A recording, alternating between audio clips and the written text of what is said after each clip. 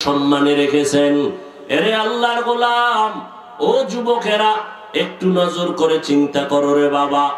ঘুমের বিছানায় কিন্তু কত যুবকের লাশ, পানির মধ্যে কত যুবকের লাশ, গাড়ির নিচে যুবকের লাশ। মরার আগে নবীর আদর্শের মালাটা গলায় লাগাও, নবীর তরিকা মেনে চলো রে বাবা। আমার মায়ার নবীর আদর্শ ছাড়া নাজাতের কোনো পথ নাই রে উম্মত। ওই নবীর উম্মতেরা তোমার মতো যুবক আজকে ব্যবসা করে যদি নামাজ পড়ে তুমি পারবা না কেন? এরে নবীর আশিক ও বৃদ্ধ বাবাজিরা, আপনাদের মতো কত বুড়া মানুষ লাঠি নিয়ে মসজিদে গিয়া কষ্ট করে হলেও নামাজ পড়ে, নামাজ ছাড়ে না। এরে পর্দার আড়ালের আম্মা জান, এরে মা, আপনারা কত দামি নারী, আল্লাহ পাক আপনাদের এত সম্মান দান করেছেন, কিয়ামত পর্যন্ত ভিন্ন ভাবে কেউ সম্মান দিতে পারবে না। যদি কোনো চালাক আপনাদের আলাদা সম্মান দেওয়ার স্লোগান দেয়, নারীদের সম্মান হবে না, হবে নারীরা বড় অপমান। আল্লাহ পাক নবীর মাধ্যমে আম্মা জানদের সম্মান বাড়ায় দিলেন। এরে আম্মা জানেরা, আপনাদের মতো কত নারী এই দুনিয়াতে আসছে, এত মর্যাদা কেন? আপনারা নবীদের মায়ের মতো মা, সাহাবায়ে কেরামের মায়ের মতো মা, খাদিজা রাদিয়াল্লাহু আনহার মতো নারী, আপনারা ফাতেমা রাদিয়াল্লাহু আনহার মতো নারী, আয়েশা রাদিয়াল্লাহু আনহার মতো নারী, ইসমাঈল নবীর মা হাজরা আলাইহিস সালামের মতো নারী, ঈসা নবীর মা মারিয়াম আলাইহিস সালামের মতো নারী। বেঈমান ফেরাউন আল্লাহর সাথে চ্যালেঞ্জ দিল, দিয়া নিজে খোদা দাবি করলো। ওই ফেরাউনের ঘরে আল্লাহ পাক ফুটন্ত গোলাপ ফুটায় দিলেন। ঈমানদার ফেরাউনের স্ত্রী আসিয়া এতটাই দামি হয়ে গেলেন, আল্লাহর নবী বলেন হাসরের ময়দানে, জান্নাতের ময়দানে আমি নবীর সাথে ফেরাউনের স্ত্রী আসিয়ার সাথে আমার বিবাহের বন্ধন হয়ে যাবে। এর পর্দার আড়ালের আম্মা জান, আল্লাহ পাক ওই নারীর ঈমান এত মজবুত করেছেন, যেই ফেরাউন আল্লাহর বিরুদ্ধে গিয়া নিজেকে খোদা বলে দাবি করলো, ওই ফেরাউনের ঘরে আল্লাহ পাক যদি আসিয়াকে দিনদারি বানাইতে পারেন, আপনারা কেন পারবেন না রে মা? এই দুনিয়াতে আপনাদের আদর্শ ভালো হলেই তো দুনিয়াতে ভালো সন্তান আসবে। এই দুনিয়াতে যত ভালো সন্তান আসছে মায়ের অবদানের কারণে। অতএব আল্লাহর নবীর সুন্নতের আদর্শের আমলের বিকল্প আদর্শ মানুষ হওয়ার কোনো রাস্তা নাই। এরে নবীর আশিক উম্মতের দল, ও যুবকেরা, আল্লাহর কাছে তওবা করি। এ দয়ার মালিক, জীবনে তো গুনাহ কম করি নাই, নবীর উম্মত হয়ে নবীর তরিকার থেকে দূরে সরে গেলাম। আজকে থেকে তওবা করব, মরিয়া গেলে যাব আর নামাজ ছাড়বো না, নবীর তরিকার বাহিরে চলবো না, মা বাবাকে কষ্ট দিব না, নবীর সুন্নতের বাহিরে চলবো না, দেশ ও জাতির বিরুদ্ধে ষড়যন্ত্র করব না, মা বাবার দোয়া নিয়া, উলামায়ে কেরামের দোয়া নিয়া, পরামর্শ নিয়া নবীর তরিকা মেনে চলবো। যদি আল্লাহর বান্দারা অন্তর তৈরি হয়, আঁকড়াইয়া ধরো, আমি নবী চ্যালেঞ্জ করে গেলাম, জমিনের মধ্যে তোমাদের সম্মান নষ্ট হবে না। এক নাম্বার হলো আল্লাহর কোরআন আঁকড়াইয়া ধর। দ্বিতীয়টা হলো আমি রহমাতুল লিল আলামিনের আদর্শ আঁকড়াইয়া ধরো। আল্লাহ তাআলার জাতের কসম, ১৫০০ বছর পরে আজ এই দুনিয়াতে ইহুদি খ্রিস্টান সহ ইসলাম বিদ্বেষীরা, বিধর্মীরা, অমুসলিমরা ইসলামের দুশমন হয়ে দাঁড়ানো, সুযোগ পাইলে মাদ্রাসা বন্ধ করে দিবে। ইসলামের দুশমন ইহুদি বেঈমান সুযোগ পেলে কোরআনের আওয়াজ বন্ধ করে দিতে চায়। এত মুসিবতের মাঝেও আল্লাহর শুকর, তাকায় দেখো, যাদের মধ্যে নবীর সুন্নাত আছে, কোরআন আছে, আল্লাহর রহমত, এরা এখনো সারা দুনিয়ার মধ্যে সম্মানে আছেন। এদের মতো সম্মানে কেউ নাই। এর নবীর আশিক উম্মতের দল, রহমাতুল লিল আলামিন, এই উম্মতের জন্য রহমত হইয়া জমিনে আসছেন। রহমতের নবী বলেন, আমি জগৎ সমূহের জন্য রহমত।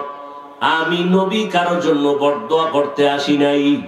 আমার নবী রূহের জগতের জন্য রহমত, মায়ের গর্ভের জগতের জন্য রহমত, দুনিয়ার জগতের জন্য নবী রহমত, কবর জগতের জন্য আমার নবী রহমত, হাসর জগতের জন্য আমার নবী রহমত, জান্নাত ও জাহান্নামের জগতে আমার নবী রহমত। এর নবীর উম্মতের দল, রূহের জগতে নবী কেমনে রহমত ভিন্ন আলোচনা, দুনিয়ার জগতে আমার নবী কেমনে রহমত ভিন্ন আলোচনা। আমার নবী দুনিয়ার জন্য কেমন রহমত, আমার নবী সমস্ত মুমিনদের জন্য যেমন রহমত, দুনিয়াতে সমস্ত বেঈমানের বেলায় আমার নবী রহমত। আমার নবী পুরুষের জন্য যেমন রহমত, আলাদাভাবে নারীদের জন্য আমার নবী রহমত। আমার নবী মানুষের জন্য যেমন রহমত, জঙ্গলের প্রাণীদের জন্য আমার নবী আলাদা রহমত। এরে নবীর আশিক উম্মতের দল, আমার নবী উড়ন্ত পাখিদের জন্য আলাদা রহমত। আমার নবী এরে আল্লাহর গোলাম, নদীর প্রাণী মাছ যা আছে এর জন্য নবী রহমত। আমার নবী একটা গাছের জন্য রহমত, আমার নবী মাছের জন্য রহমত। ওই নবী আমার উত্তম আদর্শ আমাদের সামনে রেখে গেলেন। ও হবিগঞ্জের এলাকার মুসলমান, ভালো করে শুনে নাও, বৃহত্তর হবিগঞ্জ শাহজাহানপুর এলাকা, ভালো করে শুনো রে বাবা, আমার নবীর রেখে যাওয়া সুন্নতের আমল, আদর্শের আমল, রাহমাতাল লিল আলামিন। আল্লাহ বলেন, হে রাসূল করিম সাল্লাল্লাহু আলাইহি ওয়া আলিহি ওয়াসাল্লাম, আমি আপনাকে প্রেরণ করি নাই পৃথিবী নামক গ্রহের ভেতরে, হ্যাঁ প্রেরণ করেছি একমাত্র জগৎসমূহের রহমত হিসেবে।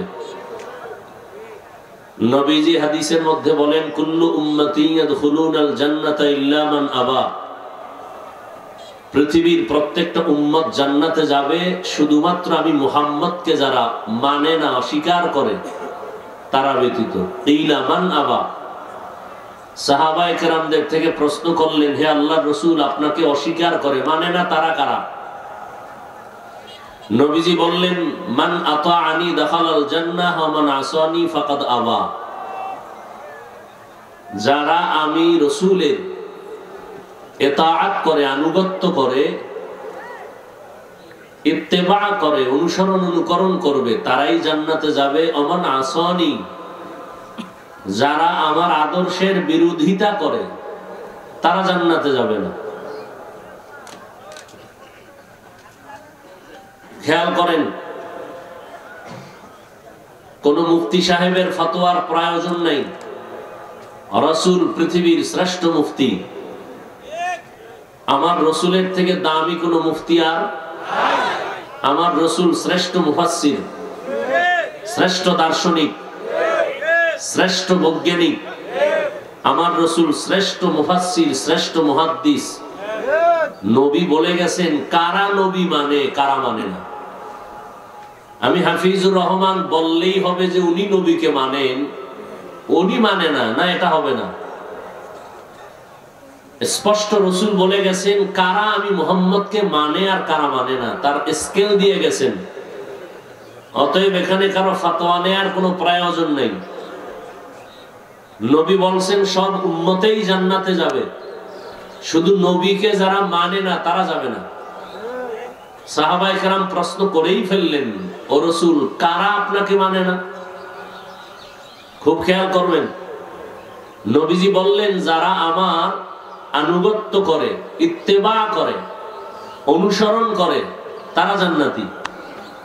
তাহলে বিপরীত কি দাঁড়ায়? এই যুবকেরা খুব জ্ঞান খাটায় কথা শুনি। আল্লাহর দেওয়া নেয়ামত মানুষের আকল, একটা মানুষের আকল নষ্ট হয়ে গেলে সে আর মানুষ থাকে না, সবাই তাকে পাগল বলে। মানুষের আকল বড় দামি, আকলকে কাজে লাগাইতে হবে।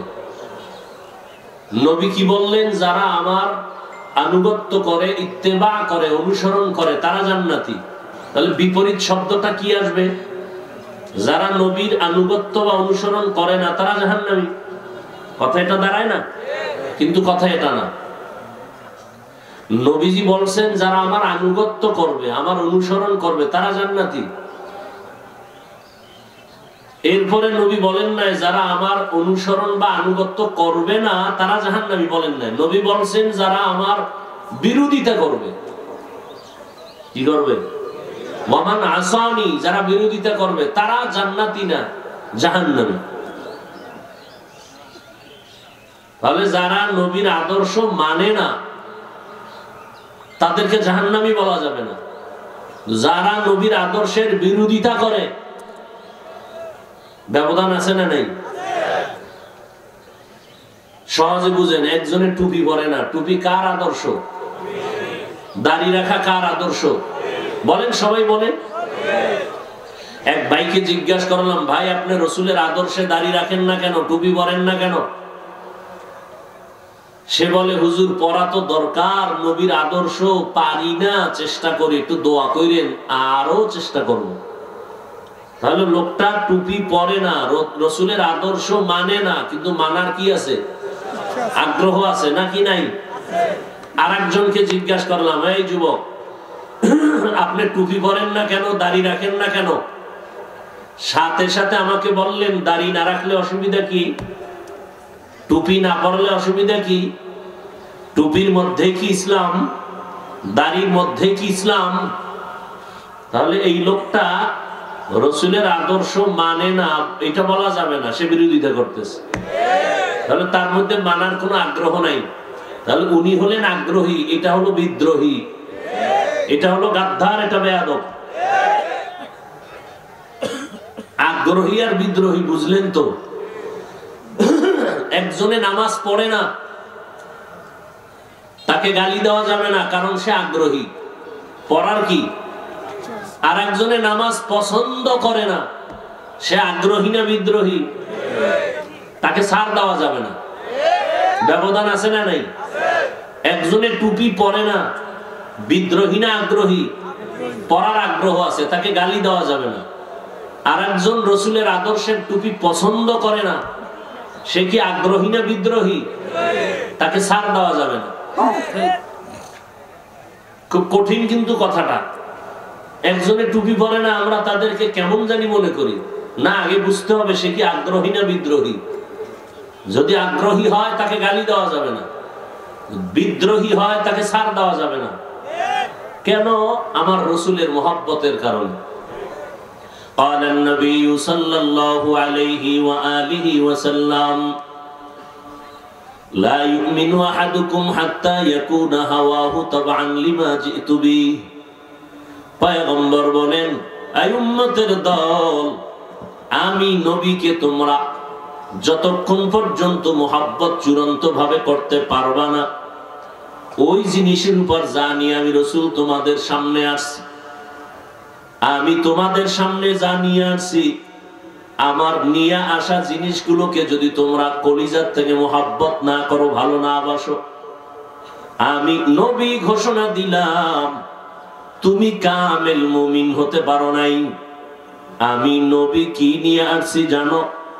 আল্লাহ কোরআনে বলেন, লাকাদ কানা লাকুম ফি রাসূলিল্লাহি উসওয়াতুন হাসানাহ। ও দুনিয়ার উম্মত, আমার রাসূল রহমতের নবীর মধ্যে রয়েছে তোমাদের জন্য সর্বশ্রেষ্ঠ আদর্শ। কেমন আদর্শের নবী আমার! এমন এক সময় নবী মক্কা নগরীতে পদার্পণ করলেন, যেই সময় মক্কার মানুষ ছিল চরিত্রহীন। মক্কার মানুষের মতো চরিত্রহীন মানুষ এই জমিনে আর কোথাও ছিল না। কিন্তু এই মানুষগুলোকে রহমতের নবী আমার অল্প টাইমে এদেরকে স্বর্ণের মানুষ বানায় দিলেন। মাত্র 13 বছর। কয় বছর?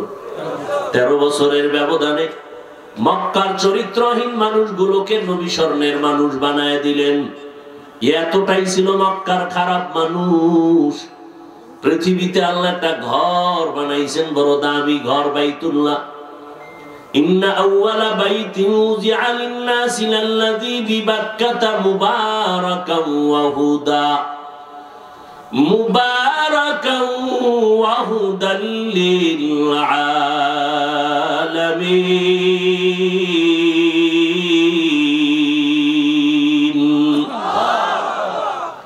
পৃথিবীর মধ্যে একটা শ্রেষ্ঠ ঘর, ইবাদতের ঘর, হেদায়েতের ঘর।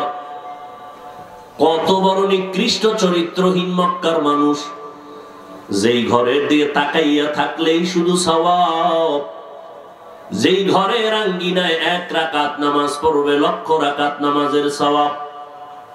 কিন্তু এই চরিত্রহীন মক্কার মানুষগুলো নারী আর পুরুষ উলঙ্গ হয়ে তাওয়াফ করে। এতটাই খারাপ। এই মানুষগুলোকে মাত্র 13 বছরের ব্যবধানে নবী স্বর্ণের মানুষ বানায় দিলেন। আল্লাহ জিব্রাইল আমিনকে বলেন, ও জিব্রাইল, একটা লিস্টি দিয়ে দিলাম পয়গম্বরের কাছে, গিয়া লিস্টি পৌঁছাইয়া দাও। এই লিস্টির ভেতরে কয়েকজন সাহাবার নাম আছে, নবীকে জানায় দাও। নবীর হাতে গড়া এই সাহাবায়ে কেরাম লিস্টির ভেতরে যারা আছে, এরা বিনা হিসাবে সবাই জান্নাতি। লিস্টির মধ্যে কার নাম আছে আপনাদের জানা আছে নি? জান্নাতি সাহাবী কয়জন? 10 জন। তো ওপেন লিস্ট এসে গেছে। এছাড়া যাদের লিস্ট আসে নাই সব সাহাবায়ে কেরাম জান্নাতি। অতএব যারা সাহাবায়ে কেরামের বিরুদ্ধে ইশারা ইঙ্গিতে লেখবে বলবে তারা ভণ্ড।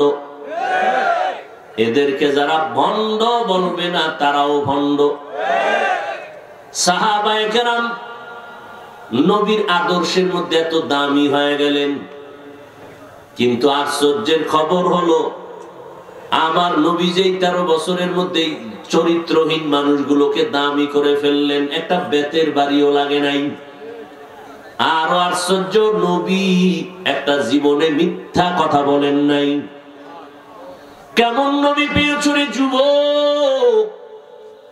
ওই নবীকে চিনলে না রে বাবা, যেই নবীর জন্য গোটা মাখলুকাত বড় আশিক।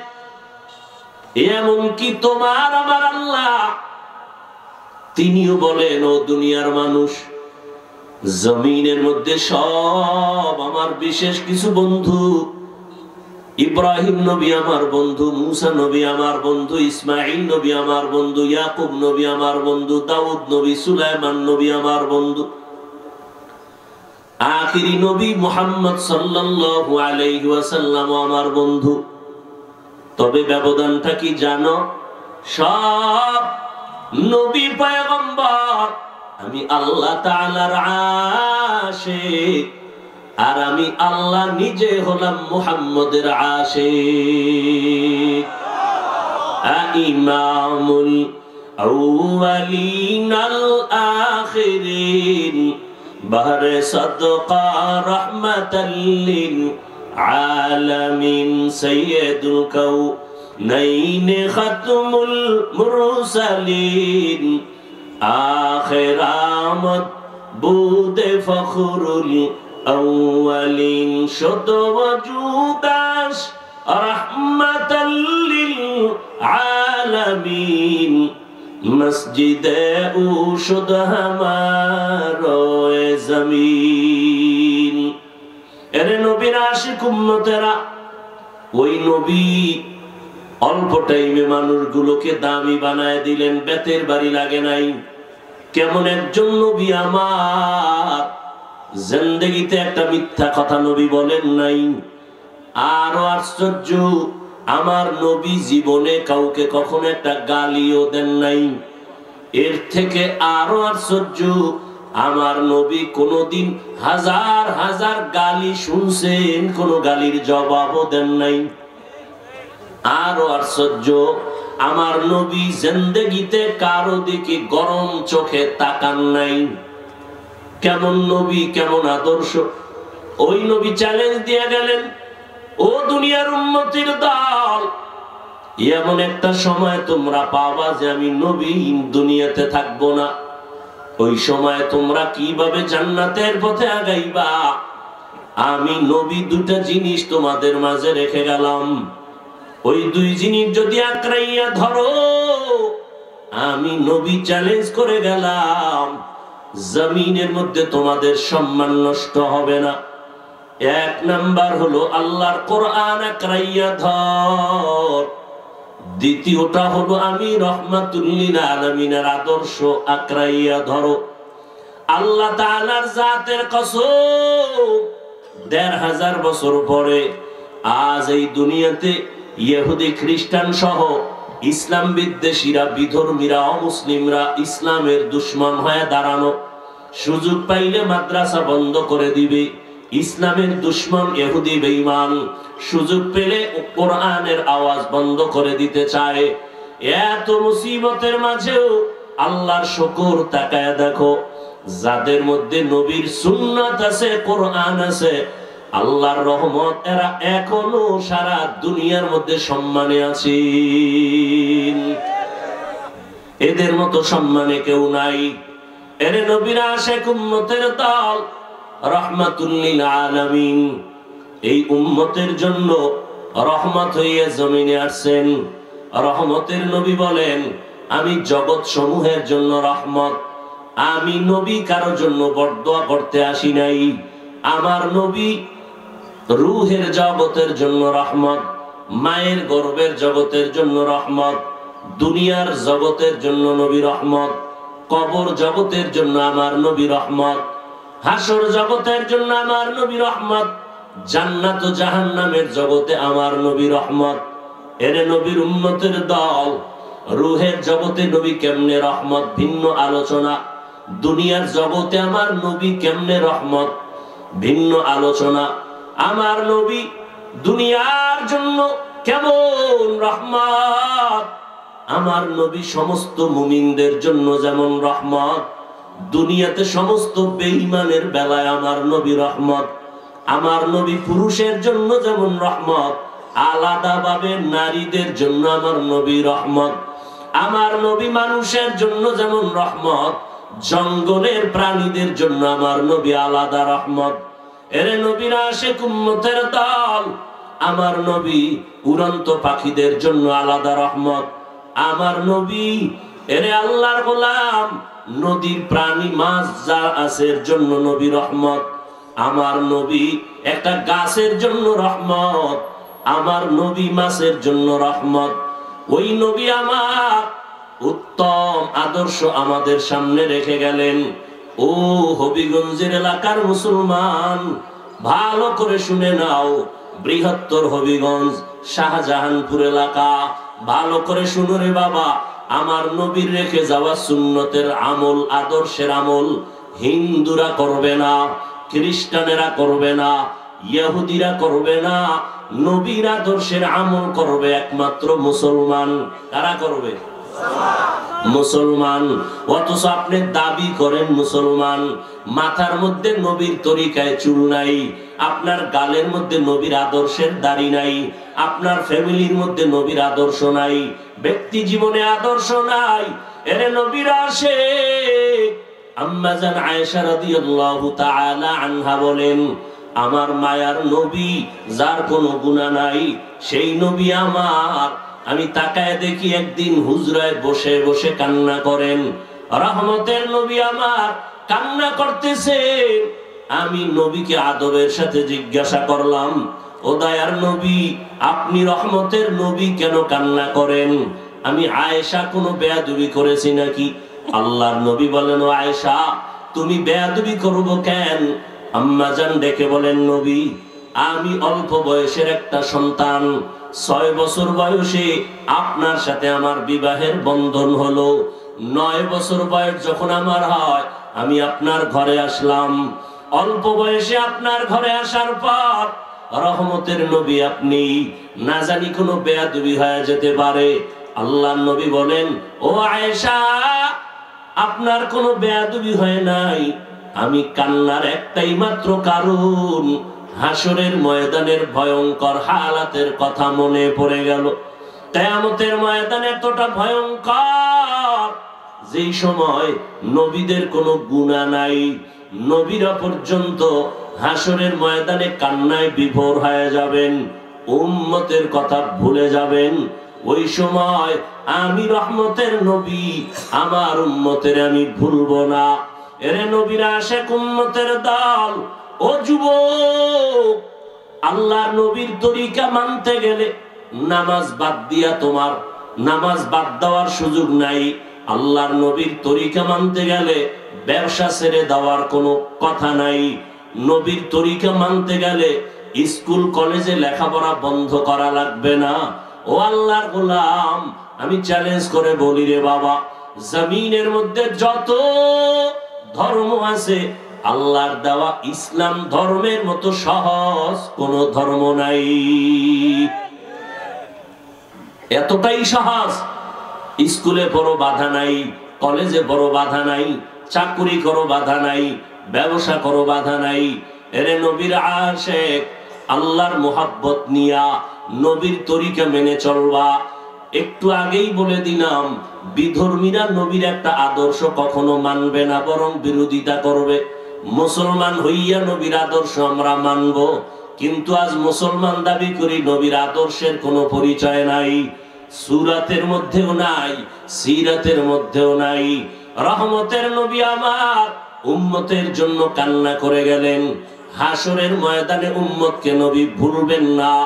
এরে নবীর আশিক উম্মতের যুবক, আজকে তাকাইয়া দেখো, তোমার মতো কত যুবক স্কুল কলেজে পড়িয়াও নবীর তরিকা ছাড়ে না, নামাজ বাদ দেয় না। মনটাকে প্রশ্ন করো রে বাবা, তুমি কেন পারবা না? এরে আল্লাহর গোলাম, একটু নজর করে দেখো, তোমার আমার মতো কত যুবক সন্তান স্কুল কলেজে পড়ে, নামাজ পড়ে, 5 বেলার অভাব নাই। বিবেকটাকে জিজ্ঞাসা করো, পারবা না কেন? তোমার আমার মতো কত গোলাম রাস্তায় গাড়ি চালায়, নামাজ ছাড়ে না। কয়দিন আর বাহাদুরি করবা? এই চোখের সামনে কত যুবকের লাশ দেখলাম। আল্লাহর কাছে তওবা করে নাও। ও আল্লাহর গোলাম, রহমতের নবী আমার উম্মতের জন্য আদর্শ রেখে গেলেন। আজকে আমরা যারা নবীর আদর্শ মেনে চলার চেষ্টা করি, না খাইয়া আমরা কেউ মরে যাই নাই। আল্লাহ পাক রব্বুল আলামিন সর্বোচ্চ সম্মানে রেখেছেন। এরে আল্লাহর গোলাম, ও যুবকেরা, একটু নজর করে চিন্তা করো রে বাবা, ঘুমের বিছানায় কিন্তু কত যুবকের লাশ, পানির মধ্যে কত যুবকের লাশ, গাড়ির নিচে যুবকের লাশ। মরার আগে নবীর আদর্শের মালাটা গলায় লাগাও, নবীর তরিকা মেনে চলো রে বাবা। আমার মায়ার নবীর আদর্শ ছাড়া নাজাতের কোনো পথ নাই রে উম্মত। ওই নবীর উম্মতেরা, তোমার মতো যুবক আজকে ব্যবসা করে যদি নামাজ পড়ে, তুমি পারবা না কেন? এরে নবীর আশিক, ও বৃদ্ধ বাবাজিরা, আপনাদের মতো কত বুড়া মানুষ লাঠি নিয়ে মসজিদে গিয়া কষ্ট করে হলেও নামাজ পড়ে, নামাজ ছাড়ে না। এরে পর্দার আড়ালের আম্মা জান, এরে মা, আপনারা কত দামি নারী, আল্লাহ পাক আপনাদের এত সম্মান দান করেছেন, কিয়ামত পর্যন্ত ভিন্ন ভাবে কেউ সম্মান দিতে পারবে না। যদি কোনো চালাক আপনাদের আলাদা সম্মান দেওয়ার স্লোগান দেয়, নারীদের সম্মান হবে না, হবে নারীরা বড় অপমান। আল্লাহ পাক নবীর মাধ্যমে আম্মা জানদের সম্মান বাড়ায় দিলেন। এরে আম্মা জানেরা, আপনাদের মতো কত নারী এই দুনিয়াতে আছে, এত মর্যাদা কেন?